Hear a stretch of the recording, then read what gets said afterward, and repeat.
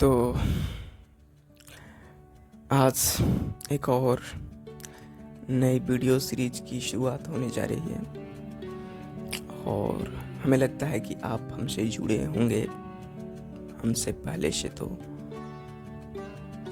पता होगा एक हमारे बहुत विशेष वीडियो सीरीज के बारे में जिसका नाम था ऑब्जर्वेशन। तो उसी का थोड़ा रूपांतरित, थोड़ा बदला हुआ, थोड़ा न्यू पैकेजिंग देकर एक नए वीडियो सीरीज को लाने जा रहा हूँ जिसका नाम है अपनी बात। ठीक, जहाँ पर मैं डेली अपने ऑब्जर्वेशंस के बताने का प्रयास करूँगा, जो हमारे हर दिन का जो विशेष अवलोकन रहता है, जो मैं ऑब्जर्व करता हूँ, चीज़ों को देखता हूँ, उनसे कुछ सीखने का प्रयास करता हूँ, लोगों की बातों को, या कोई घटनाक्रम हो गया, कोई घटना हो गया, कोई विशेष घटना हो गया, उससे मैं उन चीज़ों से जब मैं कुछ सीखता हूँ तो उनको मैं नोट डाउन कर लेता हूँ। और ये भी एक जो जरिया है, अभी जो मैं वीडियो शूट कर रहा हूँ, ये भी एक नोट डाउन करने का ही तरीका है, ठीक ना, ताकि बाद में या जब भी हम कुछ विचारों को अपना देखना होगा, परखना होगा कि मेरे विचार कैसे थे उस घटना को लेकर, उस विशेष बात को लेकर, उस विशेष विचारधारा को लेकर, तो हम आकर अपने वीडियोस को, अपने डायरीज को देखकर समझ सकते हैं। वो हमारे विचार नहीं है, मतलब पर्सनल विचार नहीं है, उस चीज़ों के बारे में हमारे कैसा विचार है, उस समय परिस्थितियाँ कैसी थी, उन चीज़ों को एक अच्छा खासा मोटा तौर पर अनुभव मिल जाता है, ठीक है ना। तो मैं समय को ज़्यादा जाया ना करते हुए मैं अपने आज के सेशन को शुरू करने जा रहा हूँ। आशा करता हूँ कि आप बहुत ही इंजॉय करेंगे और हो सकेगा तो आप भी इसे अपने आदत बनाने का प्रयास करेंगे, ठीक है ना। आदत ना सही, कम से कम इवेंचुअली ही इसको कर लिया कीजिए।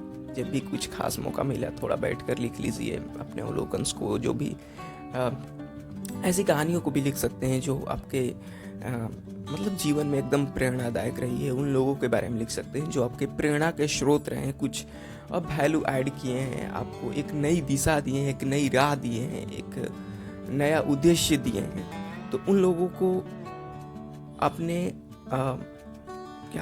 अपने जितने भी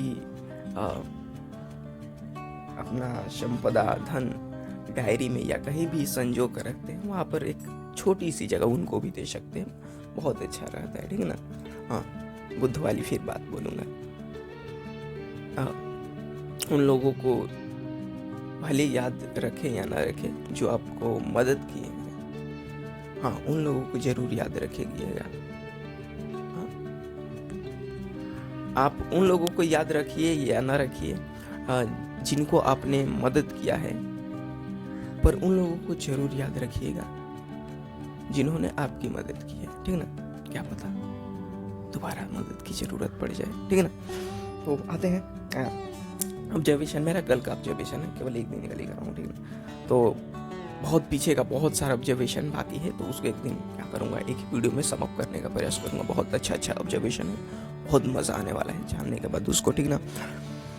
तो सबसे अंतिम वाले ऑब्जर्वेशन से स्टार्ट करता हूँ, पीछे से चलता हूँ, ठीक ना। हाँ, वर्स्ट फीलिंग बेस्ट फीलिंग भी डालूंगा हर सप्ताह का, ठीक ना। तो अच्छा लगता है थोड़ा, कौन सी चीज़ें होती जो हमें सबसे ज़्यादा दुखदाई साबित हुई और कौन सी सुखदाई साबित हुई, ठीक ना। दोनों चीज़ों को जानना जरूरी है, ठीक है। तो वो भी शामिल करने का प्रयास करूँगा, ठीक वैसे ही। तो बड़ा कल मुझे एक अच्छी चीज़ मिली ऑब्जर्वेशन। पहला एक लेखक मिले यूट्यूब पर, देख रहा था यूं ही, गौहर रज्जा करके एक है लेखक, साइंटिफिक है बड़ा। तो उनकी किताब भी एक बहुत अच्छी किताब है, मिथ कोश से विज्ञान तक। तो उन्हीं का पॉडकास्ट में सुन रहा था एक चैनल पर, कुणाल कमरा का चैनल था। तो अभी फिलहाल में वो कंट्रोवर्सी में भी रहे थे। तो उसी चीज़ को लेकर, क्या इंडिया साइंटिफिक है ऐसा करके कुछ वीडियो था। भाई साहब बहुत मस्त वीडियो लगा वो वीडियो में, मतलब 2025 का कहा जाए तो अब तक का देखा गया सबसे बहुत वर्थफुल वीडियो था मेरे लिए। उसमें गौहर रजा ने पहले तो हमें अंतर समझाया कि धर्म धर्म क्या चीज़ है, धर्म की कैसे उत्पत्ति हुई है,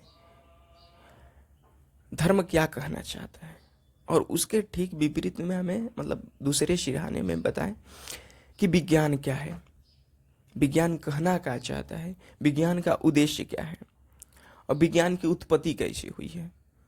ठीक ना, मतलब बहुत एक्सट्रीम लेवल का भाई विचार है उस बंदा का। मतलब कहें कि फिर समझ में आया कि क्यों इतना लेखक लोग इतने रुतबे में रौबे में रहते हैं। ठीक ना, रौब में रहते हैं भाई सब। बहुत मतलब इतना अच्छे से मैं कभी नहीं समझा था। फिर धर्म पहले, फिर विज्ञान को समझाए, फिर विज्ञान को और तकनीक को, टेक्नोलॉजी को, साइंस एंड टेक्नोलॉजी में भी डिफरेंस बताएं हमें। साइंस का नाम लेते ही क्या दिमाग में आता है, क्या हम लोग को साइंस बोलते ही हमारे दिमाग में साइंस से रिलेटेड चीज़ें नहीं आती है, टेक्नोलॉजी से रिलेटेड चीज़ आती है। पंखा आ गया, कूलर आ गया, एसी आ गया, जो भी आ गया, फ़ोन आ गया, टीवी आ गया, ये टेक्नोलॉजी आते हैं हमारे दिमाग में जो साइंस के यूज़ करके बनते हैं। ठीक ना,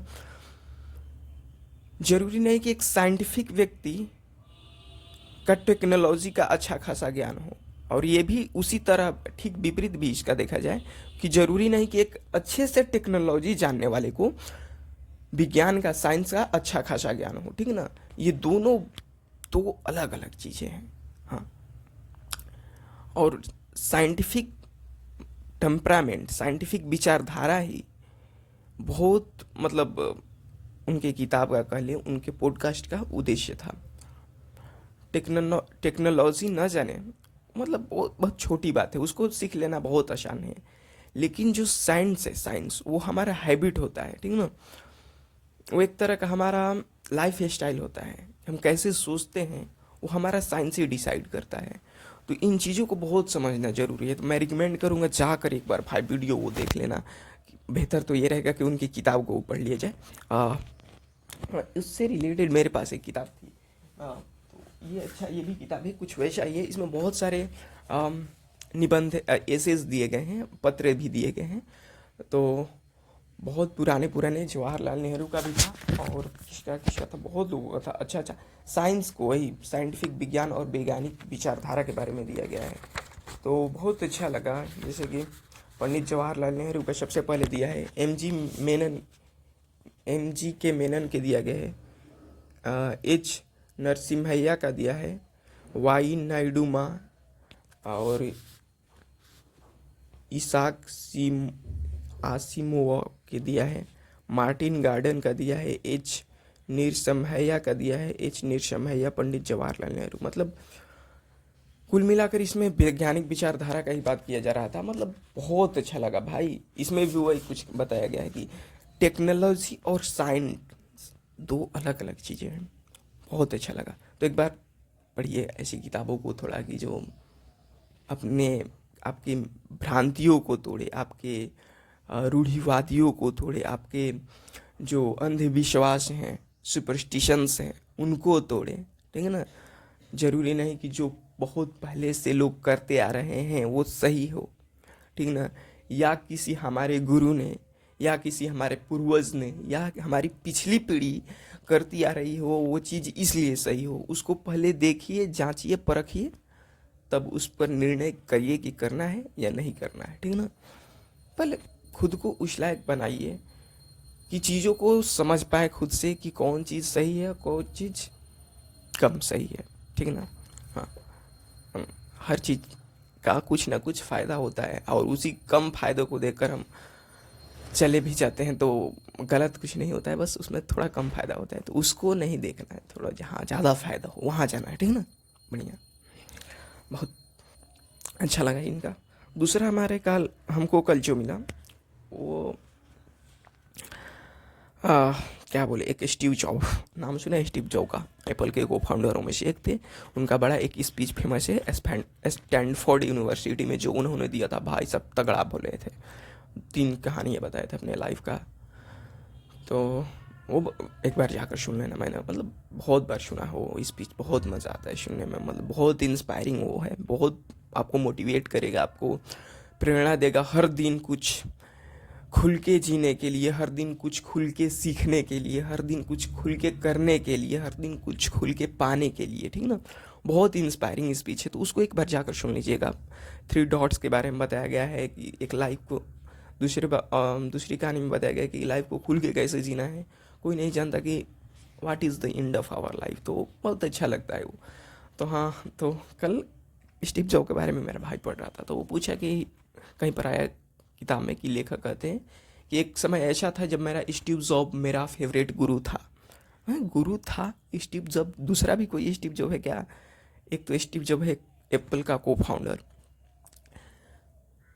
तो मैंने सर्च किया गया गूगल पर कि स्टीव जॉब का मौत कब हुआ। तो देखिए, स्टीव जॉब का मौत 5 अक्टूबर 2011 को हुआ। कहें ये कब हो गया? मतलब कल बहुत अजीब लगा जब मैंने देखा कि स्टीव जॉब मर गया है। मुझे बहुत दिनों से पता चला, एकदम इंस्टेंट उसी समय मुझे पता चला कि स्टीव जॉब का मौत हो गया है। मैंने कहा भाई साहब गजब का है ये सोशल मीडिया, तुम्हें एक अलग ही इमेजिनरी वर्ल्ड दे दे रहा है, जहाँ पर जो लोग नहीं हैं उनका भी एक तरह का फीलिंग दे दे रहा है कि वो लोग हैं, उनके विचार हैं। मतलब बहुत दिनों से मुझे नहीं लग रहा था कि स्टीव जॉब नहीं है। तो मैंने कहा सोशल मीडिया बहुत ये गड़बड़ भाई बात है। एक नई दुनिया दे रहा है, अच्छी बात है, एक नकली दुनिया भी दे दे रहा है। हाँ, अब डिपेंड करता है कि वो कितने फ़ायदेमंद है ये आपके ऊपर, और उसको उस दुनिया में रहे या ना रहे आपके फ़ायदे के ऊपर निर्भर करता है। अगर वो नकली दुनिया आपको फ़ायदा पहुंचा रही है तो बढ़िया है, ठीक है ना। हाँ, इसी तरह एक बार और हुआ था कब राजीव दीक्षित के साथ। मैंने राजीव दीक्षित को मतलब एक दिन में अगर किसी बंदा को ज़्यादा सुना था तो उसी को सुना था, राजीव दीक्षित को। करीब एक बार पहली बार मिले थे वो हमको यूट्यूब पर, सोशल मीडिया पर ही। तो बहुत अच्छा लगा था। विचार 8th या 9th में था उस समय। करीब 9 बजे रात को देखना शुरू किया, 6 बजे सुबह तक देखा था। भाई सब तगड़ा एकदम नोट्स बनाए थे 7-8 पेज बड़ी कॉपी में एकदम। इतना अच्छा लगा, बंदा उसको देखते देखते रात भर देखते रह गया था। तो बहुत उसके बाद कई दिनों तक, बहुत दिनों तक उनको देखा, राजीव दीक्षित को, उनके बातों को सुना, ठीक ना। थोड़ा व्यवहार में भी लाया चीज़ों को जो अच्छी थी। अचानक एक दिन देखे वीडियोस में कि राजीव दीक्षित का मृत्यु कैसे हो गया था। कैसे हो गया था? ये बंदा जिंदा नहीं है, मर गया है। मैंने कहा बाप रे, ये तो गजब का है। तो सोशल मीडिया थोड़ा अजीब कभी कभी लगती है हमें कि एक नकली दुनिया भी कभी कभी दे देती है। डर भी लगता है कि भाई साहब इस नकली दुनिया में हम फंस न जाए, इसके हथकंडे में ना आ जाए। हाँ, लेकिन जो उससे अच्छा चीज़ें मिल रही है उस नकली दुनिया से, ठीक है, वो एक तरह का विचार है। विचार के रूप में वो अभी उपस्थित है। व्यक्ति मर गया लेकिन उसके विचार वीडियोस के रूप में है, तो वो अच्छा है, तो ले लेना चाहिए भाई। नकली और नई दुनिया से डरना नहीं चाहिए, ठीक है। अगला ऑब्जर्वेशन पे चलते हैं। अगला ऑब्जर्वेशन था क्या बोले, एक झुन्नू लाल मिले हमको कल। बहुत अच्छा लगा भाई बात करके उनसे। झुन्नू लाल बहुत अच्छा। झुन्नू लाल से कैसे हमें मुलाकात हुआ, तो एक चाचा थे हमारे, चाचा अंकल, मतलब हम उम्र के ही, थोड़ा सा बड़े। तो वो भी अभी ग्रेजुएशन ही शायद कर रहे हैं। तो एक बार उन्होंने मेरी बड़ा मदद किए थे किस चीज़ को लेकर कि मैं 11 में था जब, तो उस समय मैं डिसाइड नहीं कर पा रहा था कि कौन से स्ट्रीम से मैं पढ़ूँ, मतलब कौन से लैंग्वेज से पढ़ूँ। ये तो स्ट्रीम फिक्स था कि साइंस से पढ़ना है। पहले से रास्ता बना हुआ था इसलिए फिक्स था, ठीक ना। हाँ, पीछे के सारे लोग साइंस से पढ़े थे। तो अब डिसाइड ये करना था कि हिंदी से पढ़ना है या इंग्लिश से पढ़ना है। बहुत भाई मेरे लिए ये टर्निंग पॉइंट था, कहाँ से इधर से कहाँ ले जाएगी जीवन, कोई नहीं। तो मैं क्या कर रहा था कि पढ़ रहा था बहुत दिनों से हिंदी में, अपना रम गया था। लेकिन अचानक एक दिन ऐसे ही गए थे दावत पर किसी, तो साथ में बैठ के उन चाचा के साथ, तो खाते खाते लोग पढ़ाई के बाद छेड़ दिए थे कि तब क्या चल रहा है, क्या पढ़ना है। तो मैंने कहा कि हाँ शुरू कर दिया हूँ, मैं करीब 2 महीने हो गया, साइंस लिया हूँ, हिंदी मीडियम से पढ़ रहा हूँ गाँव ही पर। तो बोले ठीक है, लेकिन आगे जाओगे तो सारी चीज़ें इंग्लिश में ही मिलेगी, हर किताब को इंग्लिश में ही पढ़ना होगा। तो हम तो कहेंगे कि बेहतर यही रहता कि अभी से तुम इंग्लिश में थोड़ा अपना वो लैंग्वेज को थोड़ा स्ट्रांग कर लेते, और ज़्यादा एक ब्रॉडर एरिया तुमको आगे मिलने का, समझने को, दुनिया को, चीज़ों को समझने के लिए, ठीक ना। अगर इंग्लिश में भी इंटर कर जाते हो तो मैं मतलब उस समय नॉर्मल लगा विचार। मैंने कहा ठीक है देखा जाएगा, मतलब उतना मुझे इफेक्ट नहीं डाला। लेकिन जैसे ही घर आया बार बार मेरे दिमाग में वही बात रिपीट करने लगा, भाई कहीं गलत तो नहीं कर रहा हूँ, नहीं हिंदी लेकर हमें इंग्लिश कर लेना चाहिए क्या, इंग्लिश में कमज़ोर तो नहीं हूँ इसलिए हिंदी चुन रहा हूँ। और जबकि मेरा उस साल सबसे ज़्यादा मार्क्स उसी में आया था, इंग्लिश में ही। जबकि उस मैट्रिक में शायद मैट्रिक में बीएससीबी में मार्क्स जुड़ता भी नहीं है, फिर भी उस साल मेरा हाईएस्ट मार्क्स उसी में था, इंग्लिश में ही था। फिर भी मैं हिंदी लेकर पढ़ रहा था, हिंदी में ठीक ठाक था, ठीक, हाँ 80+ था हिंदी में, ठीक ना, कम ही था शायद, हिंदी में ही कम था। तो अब मेरे दिमाग में वो बात ट्रिगर किए जा रहा है कि इंग्लिश लूँ कि नहीं लूँ। इंग्लिश लेना होगा तो गांव से 50 किलोमीटर थोड़ा एक शहर में जाना पड़ेगा। हाँ, शहर भी डिसाइड फिक्स था, क्योंकि पहले लोग वहीं पर पढ़ चुके थे, पहले से फिक्स था उनको वहीं पढ़ना है, ठीक ना। या जहाँ भी पढ़ना है, जहाँ पहले से लोग पढ़े हों, ठीक ना। अगर उससे अलग जाना है तो थोड़ा बड़ा रिस्क लेना पड़ता, थोड़ा ज़्यादा एफर्ट लगाना पड़ता, जो कि मैंने नहीं लिया। हाँ, जो देखते हैं क्या होता है। तो वो बात ट्रिगर करने लगा। तो मैंने सोचा कि अब क्या किया जाए। तो कहा ठीक है, घर वालों से पूछते हैं। घर वालों से पूछा तो घर वाले रेडी थे, कहते कि ठीक है मन है तो जाओ पढ़ाओ, क्या हम लोग को तो पैसा देने को। ठीक है, कहा कि नेक्स्ट डे मैं जाऊँगा। हाँ, नेक्स्ट डे उठाया अपना बोरिया बिस्तर, निकल गया एक दूर के सफ़र पर। पहली बार मेरा वो दूर का सफ़र था, पहली बार अपने डिस्ट्रिक्ट से बाहर निकला था पढ़ने के उद्देश्य से, वो भी। तो फिर शुरुआत हुआ, 2 साल पढ़ लिए, ठीक, अच्छा अनुभव रहा, बढ़िया रहा। मुझे बाद में लगा कि बेस्ट डिसीज़न रहा उस समय का, हिंदी और इंग्लिश को लेकर। इंग्लिश चुना तो बढ़िया था। हाँ, तो वही चाचा क्या किए कि कल परसों हमको मैसेज किए कि भैया तुमसे एक हमारे बंदे हैं, हमारे एक दोस्त हैं, मित्र हैं, वो आपसे बात करना चाहते हैं। तो मैंने कहा कि नंबर भेज दीजिए चाचा जी, हाँ हम उनसे बात कर लेंगे।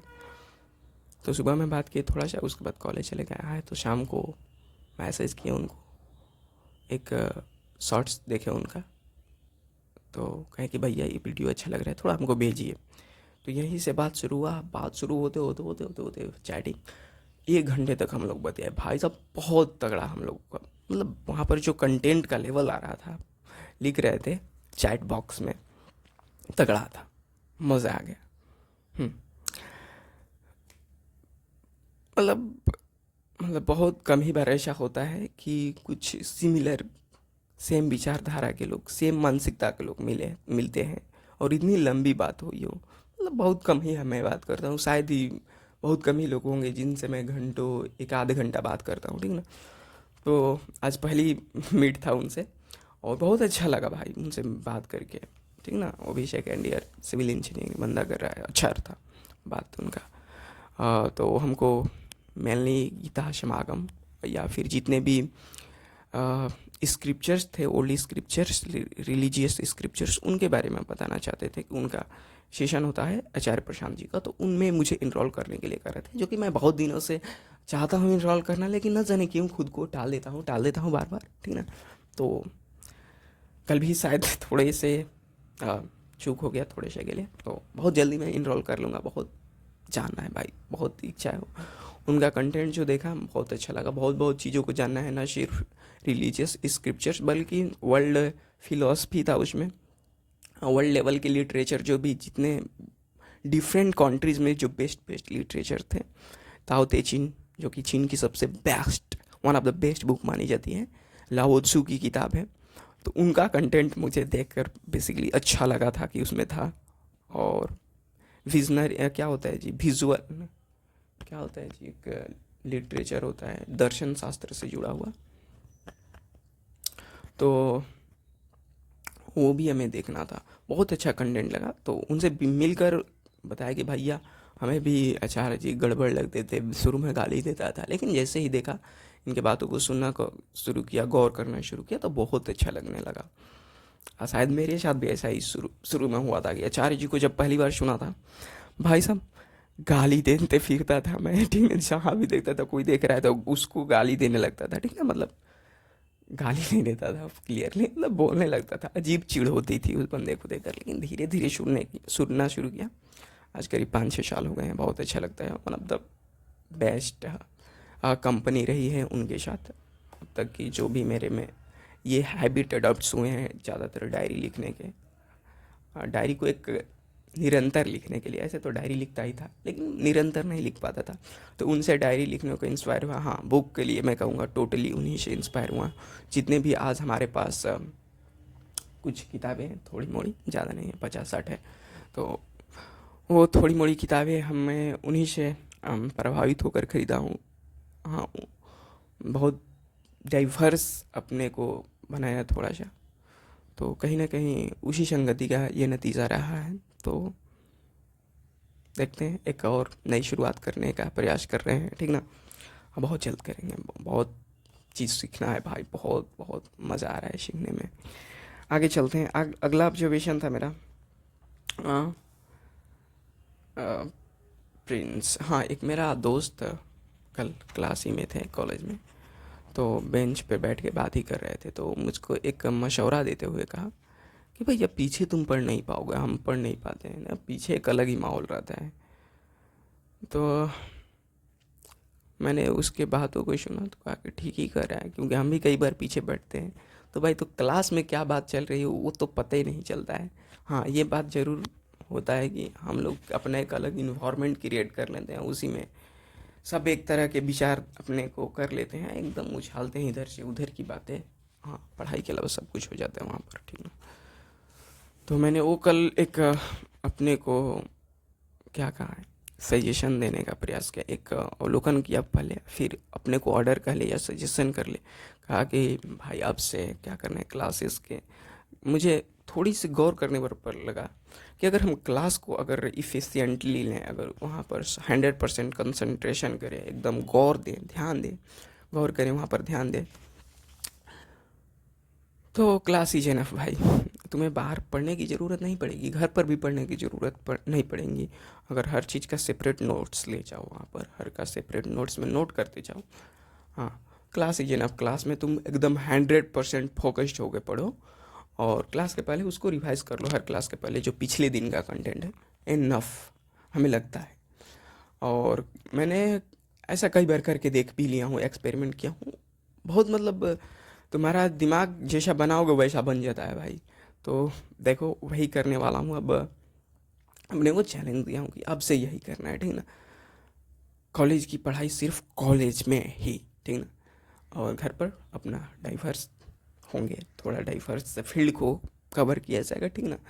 ज़रूरी है भैया, नहीं एक ही चीज़ को कॉलेज में पढ़ो, यहाँ भी पढ़ो, जीवन इतनी सा है, इतनी सा जीवन है, इसमें चीज़ों को जानना है बहुत सा, तो कैसे जान पाएंगे। थोड़ा सा स्पेसिफाई होना पड़ेगा, स्पेसिफिक होना पड़ेगा, ठीक ना, चीज़ों के प्रति, ठीक। तो वही मेरा नेक्स्ट स्टेप है, ठीक है। अगला चलते हैं। अगला जो मेरा वर्स्ट फीलिंग इस समय का क्या कहूँ, वर्स्ट फीलिंग ये कल का था कि हाँ, कभी कभी अपने को भी समय दे दिया कीजिए। कभी कभी लगेगा कि ज़्यादातर दूसरे लोग महत्वपूर्ण हैं और उनको मौका देना चाहिए, लेकिन कभी कभी मौका देख कर देखते हैं तो भाई लगता है कि हम और अच्छे कर सकते थे अगर वो हमको मौका मिला होता, ठीक ना, वो हमको समय मिला होता, तो बेहतर होगा कि दूसरे को मदद कीजिए, हेल्प कीजिए, ठीक है। उससे पहले खुद को मदद कीजिए, ठीक ना। खुद को एक मदद के नज़रिए से देखिए, ठीक ना। बहुत असहाय हैं हम लोग, ठीक ना। हमें खुद को खुद की ज़रूरत है, ठीक ना। दूसरों की ज़रूरत है पर उससे कहीं ज़्यादा हमें खुद को खुद की ज़रूरत है, तो खुद को थोड़ा इम्प्रूव कीजिए, खुद को समय दीजिए, ठीक। बस यही था मेरा कल का वर्स्ट फीलिंग का, फील हुआ कि खुद को थोड़ा कम समय दे पा रहा हूँ, तो भाई देने का प्रयास करूँगा, ठीक ना। आप भी खुद को बेहतर बनाइए, खुद को समय दीजिए, बहुत मज़ा आएगा, ठीक ना। और आज का कल का वेस्ट फीलिंग बता देना हूँ। बेस्ट फीलिंग ये था जब 2-3 वेस्ट फीलिंग था भाई। उस बंदा से बात किया, झुन्नू लाल से। हम लोग झुन्नू लाल, जितने भी आचार्य जी के चले हैं वो खुद को झुन्नू लाल बोलते हैं। झुन्नू लाल इसलिए क्योंकि उनके पास झूठी अकड़ होती हैं। हाँ, झूठी अकड़ अपने चेहरे पर रखते हैं लोग, क्योंकि अंदर से वो खोखले होते हैं, ठीक ना। तो उसी झूठी अकड़ को झाड़ देना है और खुद को एकदम सचमुच में मजबूत बनाना है, ठीक ना। तो बात करके भाई लगा कि वो भैया के पास थोड़ा भी अकड़, थोड़ा भी घमंड नहीं है, ठीक ना, एकदम निष्पक्ष भाव से, एकदम मतलब कोई होता नहीं, एकदम मलिन हृदय को लेकर बात कर रहा, वैसा बात कर रहा था वो बंदा, ठीक ना। तो बेस्ट फीलिंग था। दूसरा बेस्ट फीलिंग, जब गौहर रजा के बातें सुन रहा था, जब बता रहे थे कि देखो भाई, तुम्हारा साइंस जो है और धर्म जो है, अगर पूरे धर्म को एक दिशा में एक तरफ रखते और पूरे साइंस को एक तरफ रख दें, तो तुम्हारा धर्म का सारा क्वेश्चन एक ही चीज़ से शुरू होता है, वो शुरू होता है क्यों से, और ख़त्म हो जाता है भगवान पर। और साइंस का तुम्हारा देखिए तो उसका सारा प्रश्न शुरू होता है कैसे से, कैसे हुआ, और ख़त्म हो जाता है मैं नहीं जानता, मुझे जानना है कैसे होता है। तो ये भाई बहुत मुझे one of the best feeling लगा जब ये बात को सुनाकर। दूसरी बात, जब साइंस और धर्म के बारे में बता रहे थे गौहर रजा, तो उस समय उन्होंने एक बात बड़ा अच्छा बोला, मुझे बहुत सुनकर अच्छा लगा। वो बात वो था कि तुम्हारा जो धर्म है, रिलीजियस स्क्रिप्चर्स है,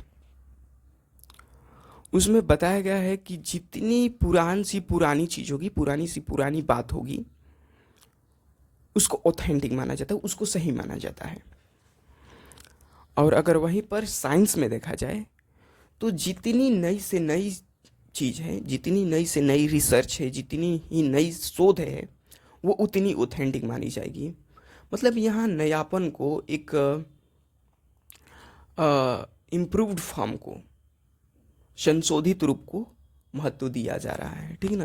तो ये बात मुझे सुनकर बहुत अच्छा लगा भाई साइंस के बारे में, ठीक है ना। और साथ ही साथ वो बता रहे थे कि धर्म के बारे में एक और चीज़ सुनकर अच्छा लगा था मुझे, हाँ, वो लड़ाई को लेकर, कि दुनिया की सारे लड़ाई, बड़ी से बड़ी लड़ाई देखा जाए तो ज़्यादातर धर्म को ही लेकर हुआ है, कि धर्म, मेरा धर्म बड़ा, तुम्हारा धर्म छोटा है, या मेरा धर्म होना चाहिए, पूरा फैलना चाहिए, इसी को लेकर हुआ है, ठीक ना। या विचारधारा का ले, वो धर्म एक विचारधारा ही होती है, ठीक ना। वो उसको लेकर के बड़ी से बड़ी लड़ाई हुई है। लेकिन आपने कभी ऐसी कोई लड़ाई नहीं सुनी होगी कि एक साइंटिस्ट का तबका दूसरे पर हमला कर दिया, कि आइंस्टीन ने भैया ऐसा कुछ शोध किया, न्यूटन ने कुछ ऐसा बताया था, तो आइंस्टीन के जितने भी समर्थक थे, उनके शोधकर्ता थे, साइंटिस्ट थे, उनको मानने वाले, उनको थ्योरी को सही मानने वाले, वो जाकर न्यूटन वालों पर हमला कर दिया। ऐसा कुछ नहीं होता है, दोनों मिलकर अपने विचारधारा को गलत काटते हैं, जो गलत होगा, और उसके बाद वो सही के खोज में निकलते हैं। तो ये एक साइंस के बारे में अच्छी चीज़ मानी जाती है, जो सुनकर कल मुझे बहुत अच्छा लगा भाई। तो इस वीडियो का मैं रिकमेंडेशन करूँगा, जो one of the best video, वो जाकर एक बार ज़रूर देखिए, गौहर रजा का वो वीडियो है भाई। बेहतर लोगों से मैं तो कहूँगा कि जुड़ कर ही रहिए। अच्छा, हाँ, कुणाल कामरा का पॉडकास्ट था, हाँ, तो जाकर सुन लीजिए, अभी फ़िलहाल ही में आए हुए हैं। धन्यवाद, बहुत बहुत धन्यवाद आपको, और बहुत बहुत थैंक यू।